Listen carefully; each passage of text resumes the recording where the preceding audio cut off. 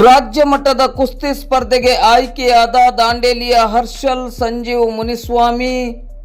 ಸಾರ್ವಜನಿಕ ಶಿಕ್ಷಣ ಇಲಾಖೆಯ ಆಶ್ರಯದಡಿ ಹಳಿಯಾಳದಲ್ಲಿ ನಡೆದ ಜಿಲ್ಲಾ ಮಟ್ಟದ ಕುಸ್ತಿ ಸ್ಪರ್ಧೆಯ 75 ಕೆಜಿ ವಿಭಾಗದಲ್ಲಿ ಕೆನರಾ ವೆಲ್ಫೇರ್ ಟ್ರಸ್ಟಿನ ದಾಂಡೇಲಿ ನಗರದ ಜನತಾ ವಿದ್ಯಾಲಯ ಆಂಗ್ಲ ಮಾಧ್ಯಮ ಪ್ರೌಢಶಾಲೆಯ 8ನೇ ತರಗತಿಯ ವಿದ್ಯಾರ್ಥಿ ಹರ್ಷಲ್ ಸಂಜೀವ್ ಮುನಿಸ್ವಾಮಿ ಈತನು ಪ್ರಥಮ ಸ್ಥಾನವನ್ನು ಪಡೆದು ವಿಜಯಪುರದಲ್ಲಿ ನಡೆಯಲಿರುವ ರಾಜ್ಯ ಮಟ್ಟಕ್ಕೆ ಆಯ್ಕೆಯಾಗಿ ಶಾಲೆಗೆ ಹಾಗೂ ತಾಲೂಕಿಗೆ ಕೀರ್ತಿಯನ್ನು ತಂದಿದ್ದಾನೆ.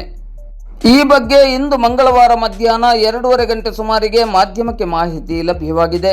ಈತನು ದಾಂಡೇಲಿಯ ಸುಭಾಷ್ ನಗರದ ನಿವಾಸಿ ಸಂಜೀವ್ ಮುನಿಸ್ವಾಮಿ ಅವರ ಸುಪುತ್ರನಾಗಿದ್ದಾನೆ.